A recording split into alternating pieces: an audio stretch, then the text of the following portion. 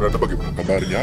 Kembali lagi bersama saya. Apa yang terjadi jika seseorang ditembak sebanyak 22 kali? Ya, jangankan 22 kali, satu kali saja pasti sudah mati. Itulah sedikit penggalan cerita dari film berjudul 22 Bullets tahun 2010 ini, yang karena besok siang saya diundang oleh Mr. Beast untuk konten modal terlama di dunia, maka langsung saja pasang handsfree, simetris, kemudian serbahan, kencangkan celana Anda. Selamat menonton dan cekicrot.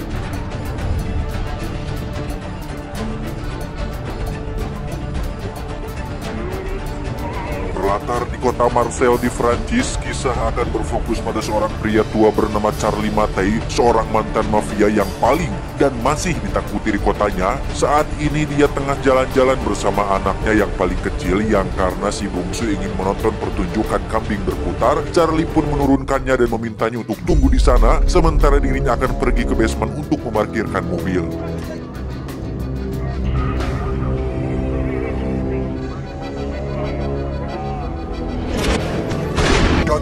Muncullah 8 orang yang menembaki Charlie dengan sangat brutal, yang mustahil ada orang bisa bertahan dari tembakan sebanyak itu, di mana si bungsu pun harus bengong sendirian ketika sang ayah tak kunjung muncul untuk menjemputnya.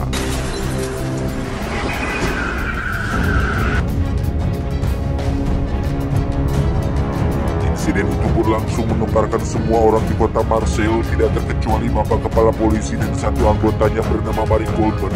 Ini orangnya yang ditunjuk langsung oleh Pak Kepala untuk mengusut kasus ini dan menemukan siapa pelaku penembakan tersebut.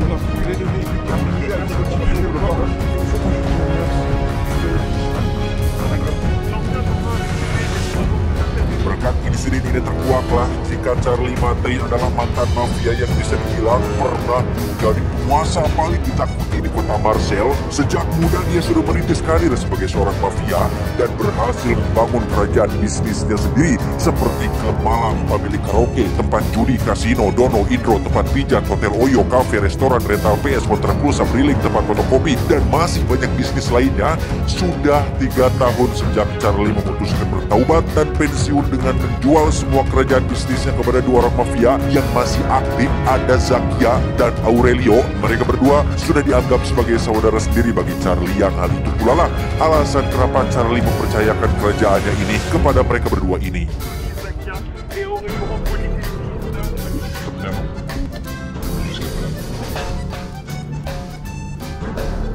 Zakia sendiri terlihat sedang berkumpul bersama keluarganya. Dia baru mendapat kabar tentang insiden yang menimpa Charlie dan cukup terkejut saat mengetahui jika dia belum mati. Saat itulah kita akan diperlihatkan dengan watak arogan Zakia yang menjewer anak buahnya hanya gara-gara tidak mengetuk pintu terlebih dahulu. Sama seperti Zakia, Aurelio sang partner pun sama-sama kejamnya, bahkan lebih kejam saat dia menembak anak buahnya sendiri setelah diketahui mencuri sedikit uang organisasi untuk biaya pengobatan ibunya. Jelas mereka berdua tak kenal ampun, tak ada toleransi dan tak tahu memaklumi, sehingga keduanya sudah sangat cocok sebagai partner bisnis.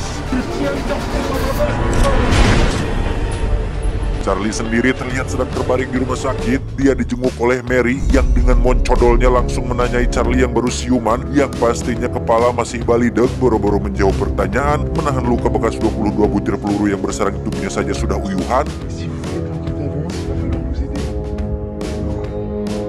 Singkat cerita, malam pun tiba. Kita akan melihat seorang pria menyamar sebagai seorang dokter yang pastinya diutus untuk membunuh Charlie di rumah sakit. Namun jika bukan karena Mary yang memindahkannya ke tempat lain, Charlie mungkin sudah pasti mati kali ini.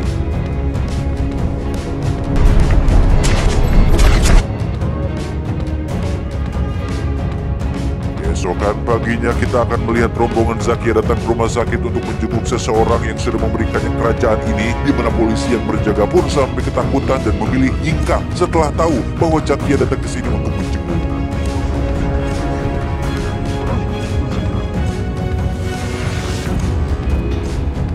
Setelah Zakia pergi, dokter pun datang untuk visit. Beliau memberitahukan bahwa sebagian syaraf Charlie sudah putus, mengakibatkan jari-jari tangan kanan Charlie sekarang menjadi mati rasa, alias sudah tidak bisa digerakkan lagi, alias sudah tidak bisa dipakai untuk olahraga di kamar mandi lagi.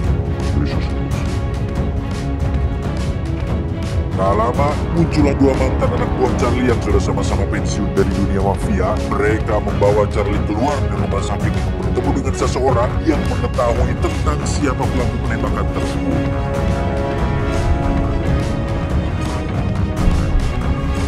Dia bernama, kita panggil saja Samsul, jogosnya si Zakia yang menceritakan tentang fakta sebenarnya yang terjadi, bahwa Zakia berencana mengembangkan bisnis baru, yakni jualan obat-obatan dan narkoba tepat di kota ini, yang pastinya Charlie akan sangat marah apabila mengetahui jika kota tempat tinggalnya tercemar oleh barang haram tersebut, yang karena Zakia terlalu takut, bahkan Samsul sendiri teramat sangat takut sampai terkencing-kencing di celana, maka Zakia memilih untuk membunuh Charlie dengan mengirim 8 anak buahnya untuk mengeksekusinya di tempat parkir.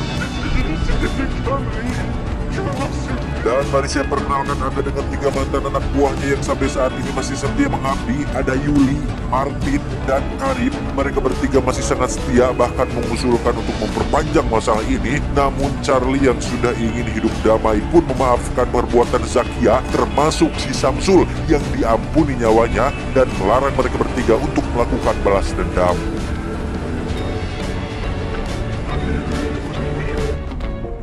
Perintah adalah perintah. Charlie pun kembali pada keluarganya. Begitupun dengan 3 mantan anak buah setianya yang kembali pada kehidupan normal mereka masing-masing. Yang di sini kita akan berfokus dahulu pada salah satu anak buah Charlie, yaitu Karim, yang kebetulan adalah berlatar belakang keluarga Muslim. Dia dan keluarga terlihat hidup bahagia dan damai dengan kesederhanaannya, sampai muncul anak buah Zakia yang menculik dan membawanya ke suatu tempat.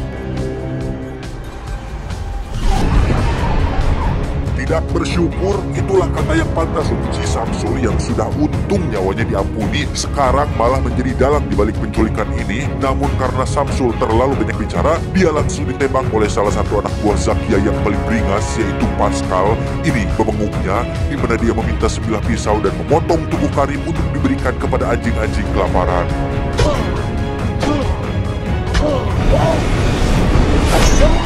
Sungguh betapa sakitnya hati Charlie saat harus menyaksikan keluarga Karim menangis melihat tubuhnya dimakamkan di kuburan tepat saat Pascal dan beberapa anak buah Zakia yang lainnya sedang berpesta merayakan ulang tahun salah satu rekan mereka.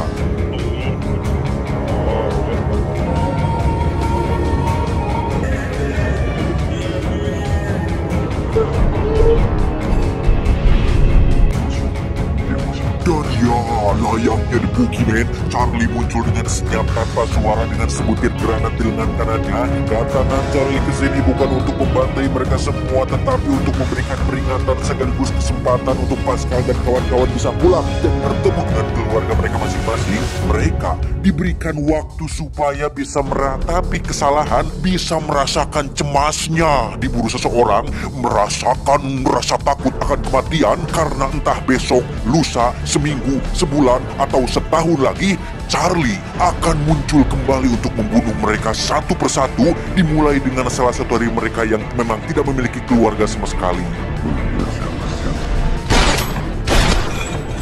Keluarga Charlie sendiri sudah dipindahkan ke tempat aman bersama dengan Yuli yang akan menjadi pengawalnya, sementara Charlie terus melanjutkan perburuannya dengan membunuh si Gondrong tepat saat dirinya sedang ziarah ke makam putranya, dan dengan sukarela menyerahkan diri untuk mati setelah menyadari fakta bahwa tidak pernah ada satu orang pun yang lolos dari seorang Charlie Mattei. Insiden ini tentu saja memancing perhatian Mary yang belum selesai membereskan kasus penembakan Charlie. Kini harus menghadapi kasus baru dengan kematian satu persatu anak buah Zakia, sehingga Mary memutuskan untuk menemui Zakia di kediamannya untuk mencari keterangan. Barangkali Zakia tahu siapa pelaku di balik kematian 2 anak buahnya.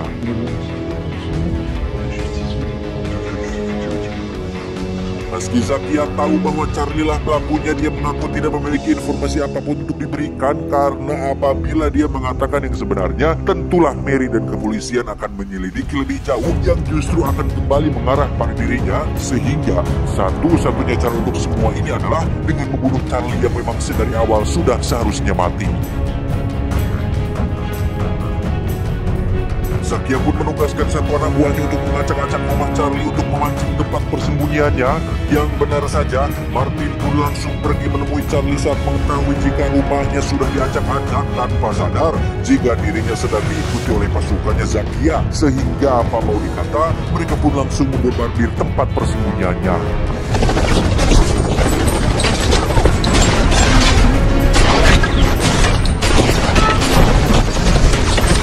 Sementara Charlie sibuk menghadapi pasukan Zakia, Martin sendiri disuruh untuk kabur, tetapi keburu ketahuan di mana Charlie sendiri memutuskan untuk naik motor dan kabur dari tempat ini.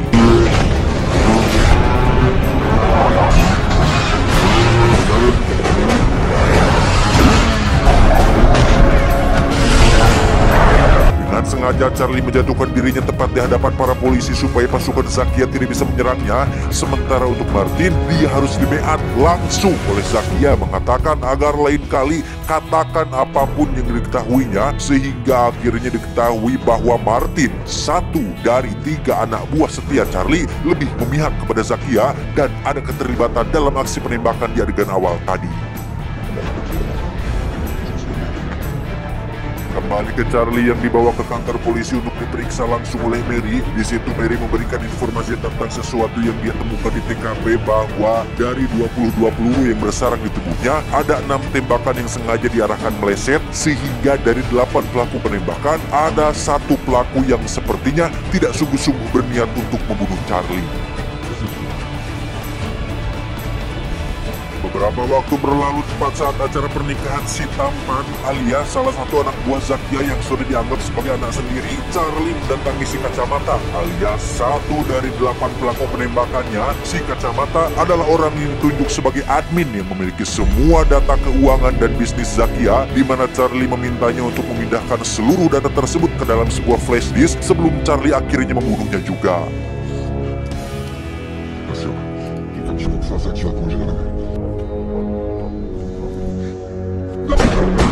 Mengetahui adminnya mati, Zakia tentu saja membesar dan merancang sebuah rencana kejam untuk memfitnah Charlie, yaitu dengan cara membunuh 2 anak buahnya sendiri, yakni si ajudan yang sedang bersama ibunya di taman dan si tampan yang akan melakukan malam pertama dengan menembak mereka berdua menggunakan pistol yang ada sidik jarinya si Charlie.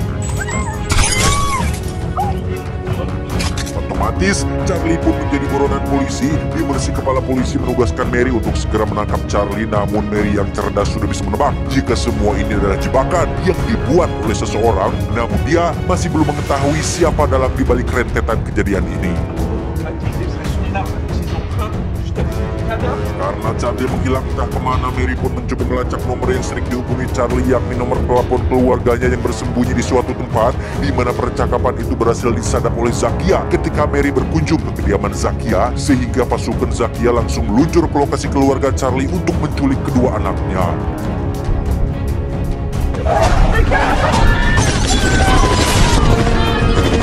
Yuli pun harus mati dalam kejadian itu, sementara anak sulungnya ditemukan babak belur di pinggir jalan dan sengaja dilepaskan untuk sebagai pembawa pesan bahwa apabila Charlie tidak segera menyerahkan diri kepada Zakia, mereka akan membunuh si bungsu.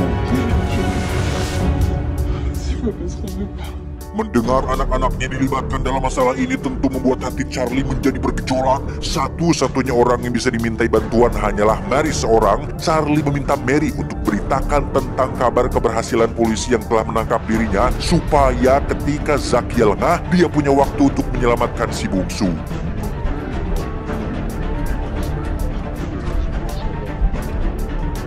Dan ya, Zakia pun menganggap jika berita itu adalah benar, tidak terkecuali si bapak kepala polisi yang juga ikut mempertanyakan apa maksud Mary melakukan hal ini. Bukannya melepaskan si bungsu, Zakia justru malah menyuruh anak buahnya untuk membunuh si bungsu yang seorang anak kecil yang tak berdosa, sekaligus membantai partnernya sendiri, yaitu Aurelio, karena sifat serakahnya yang ingin menguasai kota Marseille sendirian.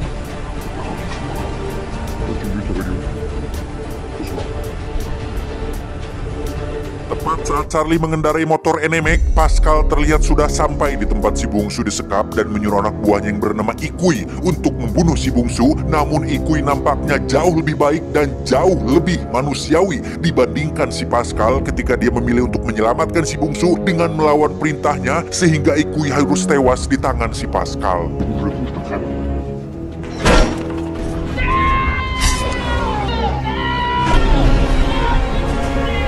Saat si bungsu dibawa Pascal itulah Charlie muncul di waktu yang tepat. Terjadi sedikit pertarungan yang tentu saja dimenangkan oleh Charlie sehingga si bungsu berhasil diselamatkan. Dan tepat di waktu yang bersamaan, Aurelio dan pasukannya ditemukan sudah tewas dibantai sehingga Zakia mengira dirinya sudah menjadi pemenang dalam ketegangan ini.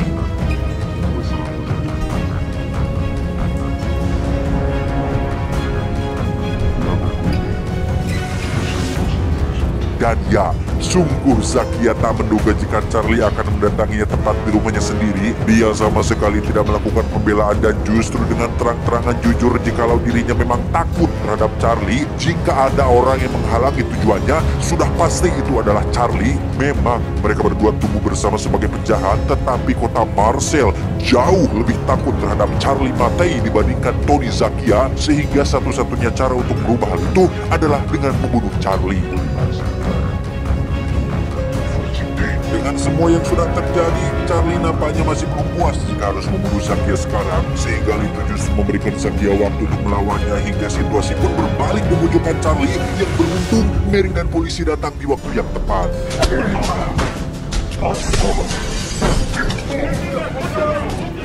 Keberhasilan Mary mengungkap kasus ini pun cukup membuat si bapak kepala polisi merasa sangat senang. Dia rupanya tidak jauh beda dengan Zakia yang memiliki sifat serakah, ingin membuat dirinya merasa hebat di depan bapak Perdana Menteri dengan meminta Mary untuk berpura-pura seolah bapak kepala polisi lah yang menangani langsung kasus ini, sehingga Mary memberinya satu kali tamparan sebagai bentuk self-reward atas semua yang sudah dilakukannya.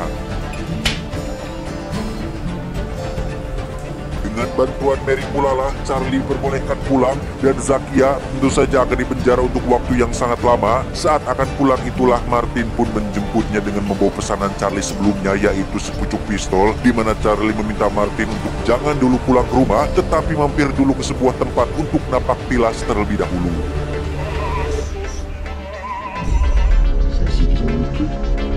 Tempat itu adalah TKP penembakan ketika dia dikhianati oleh semua orang, di mana Charlie akhirnya menyadari jika orang yang ke-8 itu adalah Martin, anak buahnya yang sudah dianggap sebagai keluarga sendiri, di mana Martin mengaku jika dirinya sama sekali tidak tahu jika target yang Zakia maksud adalah Charlie, dan itu jugalah yang menjadi alasan kenapa Martin sengaja mengarahkan senjatanya supaya meleset, karena pada dasarnya Martin memang tidak ada maksud untuk membunuh Charlie.